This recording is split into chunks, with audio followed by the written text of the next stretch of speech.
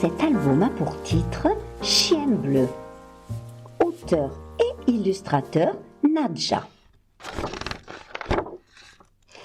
Assise au soleil devant sa maison, Charlotte jouait tranquillement avec sa poupée quand elle vit un grand chien s'approcher d'elle. Un chien étrange, au pelage bleu, aux yeux verts brillants comme des pierres précieuses. « Pauvre chien bleu, dit-elle en le caressant, tu as l'air abandonné. » Elle partagea avec lui son pain au chocolat. Le soir même, dans sa petite chambre, Charlotte entendit un grattement à la fenêtre. Le chien bleu était là. Elle sauta dans le jardin pour le rejoindre. Chien bleu revint tous les soirs.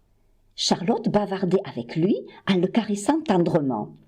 Au bout d'un petit moment, il frottait son nez contre sa joue pour lui dire au revoir et se sauvait. Charlotte s'endormait en pensant à lui. Mais un soir, pendant le bain, sa maman lui dit « Je ne veux pas que tu joues avec ce chien. On ne sait pas d'où il vient. Il est peut-être méchant ou malade. De toute façon, je ne veux pas de chien à la maison. »« Mais maman, il n'est pas malade ni méchant, » protesta Charlotte. « Je reste juste un petit peu avec lui et après je me couche. Je l'aime tellement, on ne peut pas le garder. »« Pas question, » répondit la maman. « J'ai dit non, c'est non. »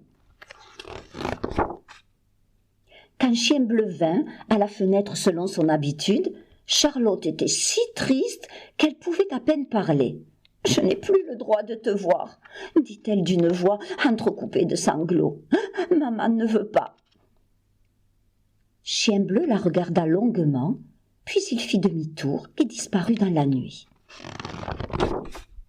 La maman de Charlotte, voyant sa petite fille si triste, voulut la distraire de son chagrin. Par une belle journée, elle l'amena en pique-nique dans les bois.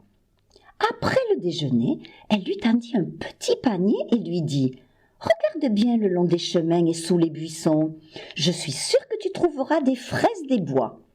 Mais ne t'éloigne pas. » Charlotte s'enfonça dans le bois. Comme elle trouvait de plus en plus de fraises, sans s'en rendre compte, elle s'éloigna de plus en plus de l'endroit où ses parents pique-niquaient.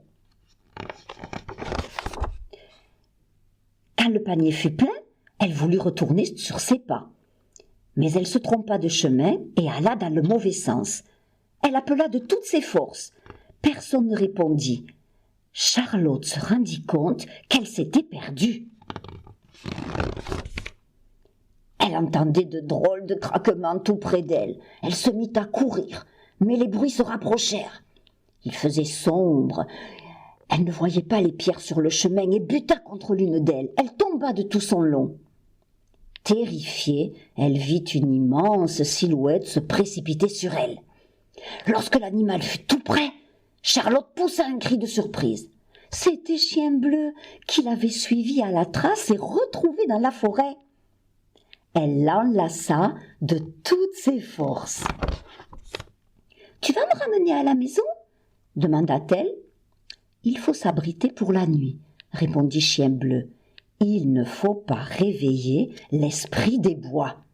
Demain, nous rentrerons. » Il trouva une caverne dans les rochers, ramassa des brindilles. Lorsqu'il souffla dessus, les flammes s'élevèrent, réchauffant la petite fille. « Dors maintenant, » lui dit-il, « je veille sur toi. » Mais au cœur de la forêt profonde, une odeur inconnue réveilla l'esprit des bois. « Qui est entré dans ma forêt sans ma permission ?» gronda-t-il. Transformé en panthère noire, il se glissa silencieusement à travers les herbes. À la lueur du feu, il aperçut Chien bleu et la petite fille endormis à ses côtés. « J'en ferai bien mon dîner !» se dit-il en avançant dans la lumière. Les babines retroussées, Chien bleu se leva en grondant sourdement. « Misérable chien !» s'écria la panthère furieuse. « Tu crois que tu m'empêcheras de me saisir de mon bien? Tout ce qui est dans cette forêt m'appartient. » Chien bleu bondit, tout crocs dehors, griffes en avant. Toute la nuit, ils luttèrent, essayant de se déchirer de leurs énormes crocs, monstres écumants de fureur. La panthère était terriblement forte. Chien Bleu se battait vaillamment, mais ses forces faiblissaient. Au petit matin, pourtant, Chien Bleu sentit la panthère reculer sous ses coups, éviter la bataille. Elle semblait terrifiée. Sa voix tremblante supplia. « Tu as gagné, laisse-moi partir. » C'était le jour qui faisait peur à la panthère. Si le soleil se montrait, elle disparaîtrait en fumée, car l'esprit des bois n'a le droit d'apparaître que la nuit. Chien Bleu la laissa s'enfuir, il n'avait plus rien à craindre à présent. Lorsque Charlotte se réveilla, Chien Bleu dormait, épuisé. « Debout, gros paresseux !» lui dit-elle joyeusement, « il faut rentrer !»« Monte sur mon dos !» dit Chien Bleu en s'étirant et en bâillant, « nous irons plus vite. » Chien Bleu galopa à travers champs.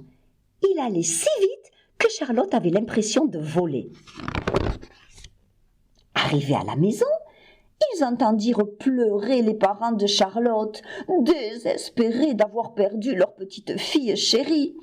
Ils l'avaient cherchée tout le jour, toute la nuit, sans pouvoir la trouver. « Je suis là !» cria Charlotte en ouvrant la porte. « Chien Bleu m'a sauvée !» Plus tard, la maman de Charlotte s'écria en tenant bien fort sa petite fille dans ses bras. « Dire que je ne voulais pas que tu gardes ce chien !»« Comment va-t-on l'appeler ?» demande le papa. « Il s'appelle Chien Bleu !» dit Charlotte.